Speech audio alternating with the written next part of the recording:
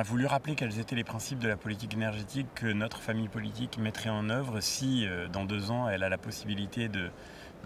déployer son projet. Cette politique énergétique, elle doit être fondée sur des principes clairs et notamment le retour à la raison sur le plan énergétique. Depuis 2012, depuis les gouvernements successifs de François Hollande et d'Emmanuel Macron, on a eu une forme de sape permanente de notre filière nucléaire, une incapacité à se projeter dans son avenir, à dessiner les contours du nouveau nucléaire dont pourtant la France aura évidemment besoin, une volonté parfaitement artificielle de faire baisser la part du nucléaire dans la production française. Rappelons que nous avons déjà l'énergie la plus décarbonée, le point de PIB le plus décarboné d'Europe grâce à notre mix nucléaire hydraulique, et que dans cette perspective,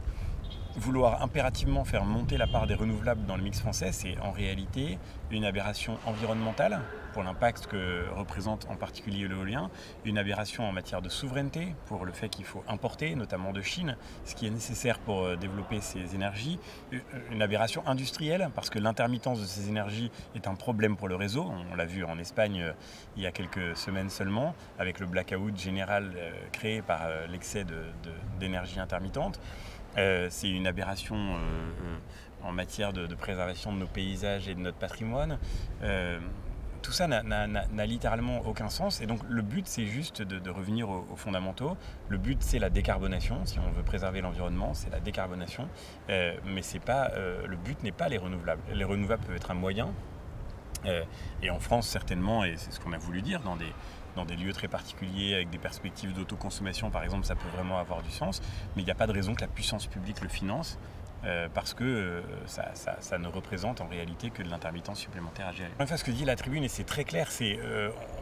l'État ne va pas s'opposer demain à ce que, par exemple, une entreprise qui veut faire des panneaux solaires sur le toit d'une usine pour faire baisser sa facture le fasse, aucun problème. Donc on ne va pas arrêter toute installation de renouvelables parce que ça peut avoir une pertinence dans des contextes, par exemple, d'autoconsommation. En revanche, notre ligne très claire, et ça pour le coup ça fait même pas partie de la discussion sur la proposition du sénateur Gremillet, puisque de toute façon c'est un sujet budgétaire qui ne rentre pas dans le cadre de cette discussion immédiate. Notre point c'est de dire que la puissance publique ne doit plus financer